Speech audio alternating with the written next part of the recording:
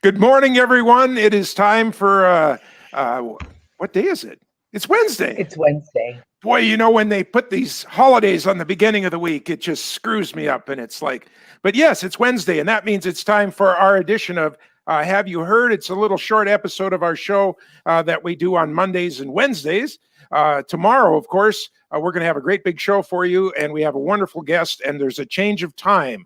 So you'll notice right down here, scrolling along. Let's see, it goes this way, right? It goes that way. We'll just leave that up there so everybody knows that tomorrow's show, if you want to see it live, and we love it when you join us live, is going to be at 11 o'clock Central Time instead of our usual 10 o'clock. My co-host right over here, Veronica Michael from Prairie Products down in Fargo. Hey, good morning, Veronica. Hey, good morning. And I am so grateful that you were able to note the change of time for tomorrow. We have Keith Knutson, the Department Chair of Agriculture and Horticulture from Dakota College at Bottineau. I'm really excited. He's been working on hemp for a while, and I think it will be really interesting to visit with him and learn more about what's happening in other parts of North Dakota. Wonderful, wonderful, wonderful.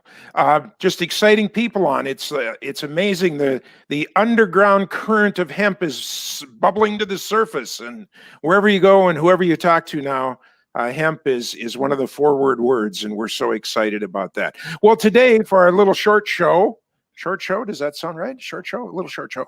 Have you heard? You do get the twist of words there, right? Have you heard? It's all about paper and consumer goods and hemp.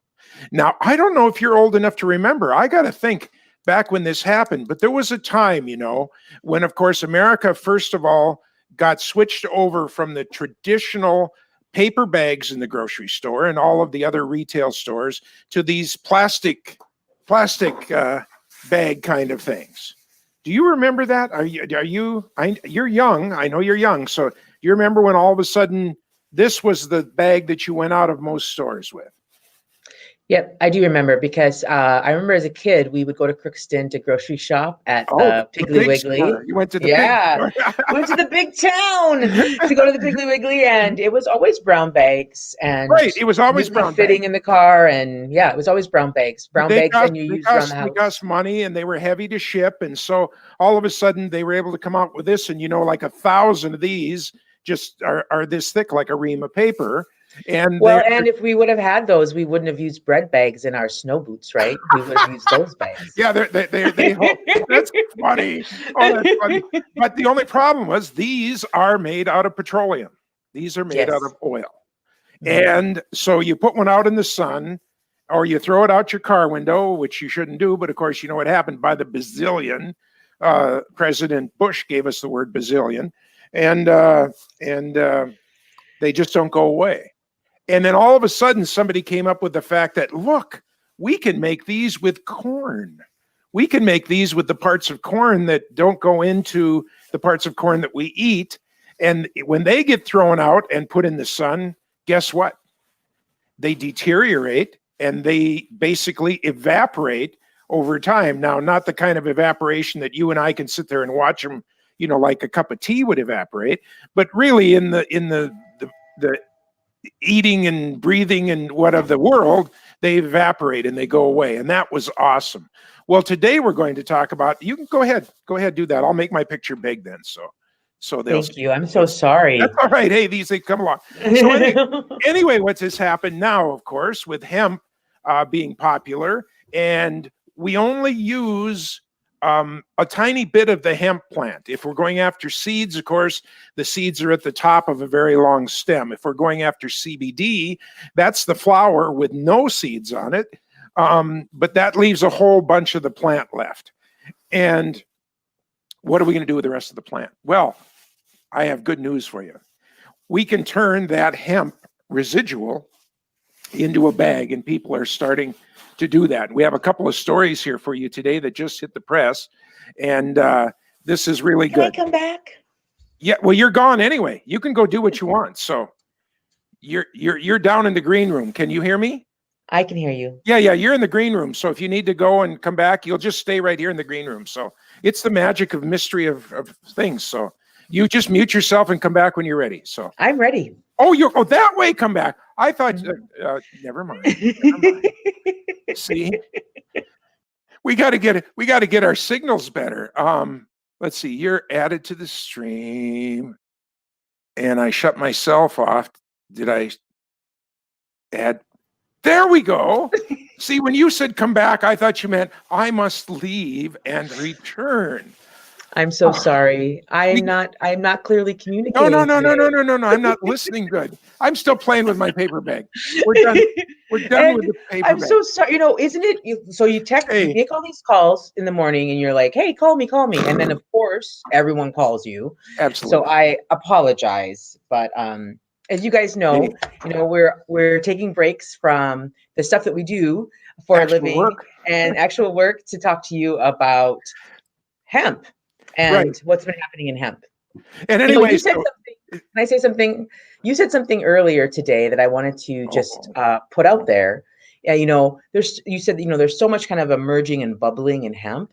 One of the things that I do think is really cool about our area in North Dakota, and maybe people aren't aware, so many of our universities started doing hemp research in 2014 when that became possible. So they have really been doing that work now for many years and contributing to the research that's available in agriculture. And that's happened at NDSU, that's happened at Botno, in Dickinson. It's Minot. I mean, it's quite amazing what's been bubbling for a while. it is. And of course, and that bubbling is because they're learning. They don't just, do it a couple of weeks and say, hey, we got an answer. It takes years. And those Mhm. years are now coming to fruition, and we're starting to hear things. And that's the thing.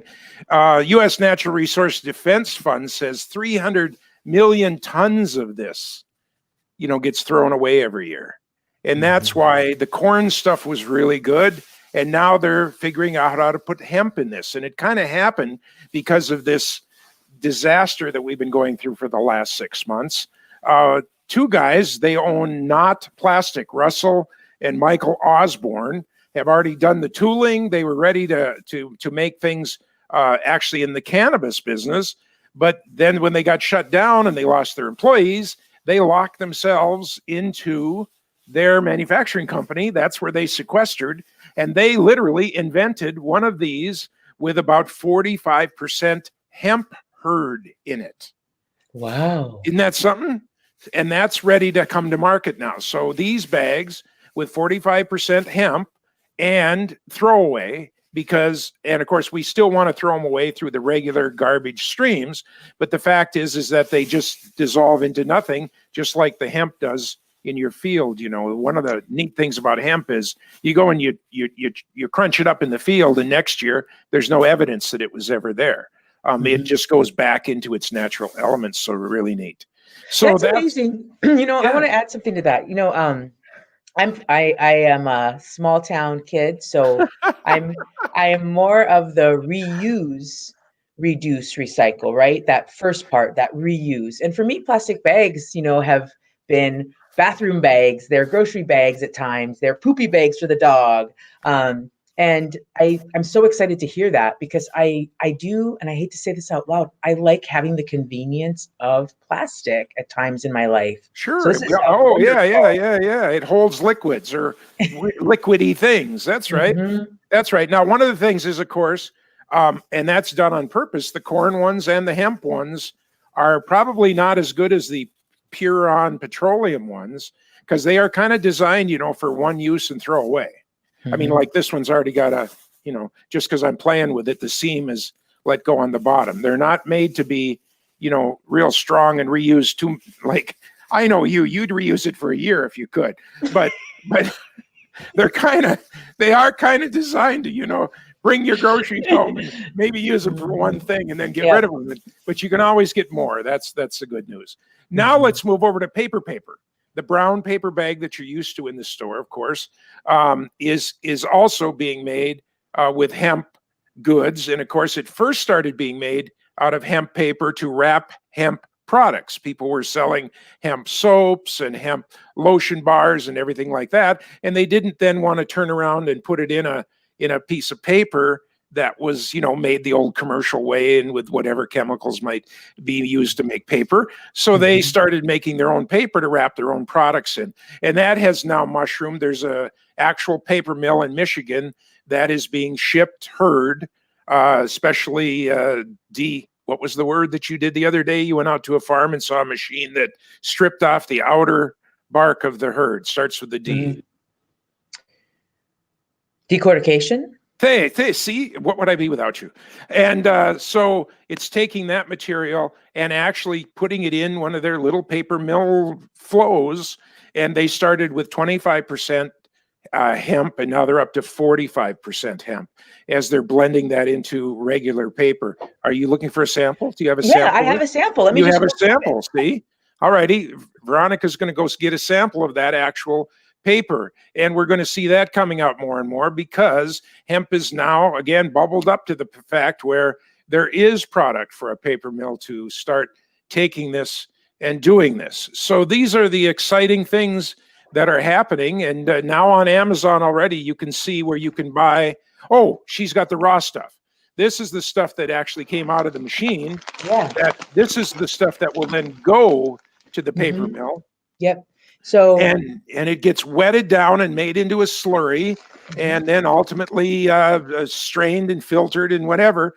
But they get the fibers out of it, no different than the fibers that are on my little sticky note here. These are some pretty fine fibers that then get pressed and rolled and made into a piece of paper. No different really than the Egyptians did, many generations before Christ. So there you go. So that's the product. And that's what we wanted to talk about today in our little short meeting here, was just to say that paper's coming, and it's probably coming in a big way now. And that's all because, of course, we have all of this extra stuff from the hemp plant, not using just the seeds, not using just the flowers for CDB and the other pharmaceuticals. We have this whole other product that we just don't need to grind back into the soil every year. There's some great stuff. We've talked to our hempcrete guy. In the future, we're going to have on a guy down in Kentucky that makes wood that's like 20 or 40% stronger than oak as it cuts from the tree. And now paper and all these other products. So we have a never-ending thing to talk about because we have a never-ending product that can just go in. Pretty soon they're going to have it making spaceships or something. I'm not sure. So it's going to be an exciting time. Actually, that's interesting that you say that, because there has been some application with Volvo in hemp composite used in some of their cars. Oh, absolutely. No, yeah. that was the big thing the other day for Poland. A significant amount of the hurd that's coming out of, there's not too many farmers in Poland yet, but of the farmers in Poland, a significant amount of their hurd is going into the automotive business area. So that's exactly right. Part of your car is going to be made from hurd. So it's just, if it ain't one thing, it's another. And it's an exciting time to be in the hemp business. And we encourage anybody that wants to get into the business to think about doing it, but think really hard, because it's not an instant payback like the early promises of get rich quick, but it is a fun business to be in. So that's kind of our show today. Let's tell them about tomorrow. It's a big show tomorrow. We've got a great guest. Yeah, we have Keith from the university up in Botno in North Dakota. He's been doing research in hemp for quite some time now. So we're going to talk to him about the work that he's been doing, who he is, some of his educational background, and how they're contributing to really a lot of hemp knowledge here in the state. I'm excited to talk to him. Wonderful. Lots of information will be coming our way. And of course, we are always happy about that. And we are always happy. Well, I'm always happy when Veronica and I get together, because we talk and we learn and we find out new things and what can be better with that. So a big wave from both of us today for our short show, Have You Heard? And we'll talk to you all tomorrow on Chat CANNA. See you. But remember, 11 o'clock tomorrow. We'll see you all then. Bye, you guys. Bye. Bye-bye.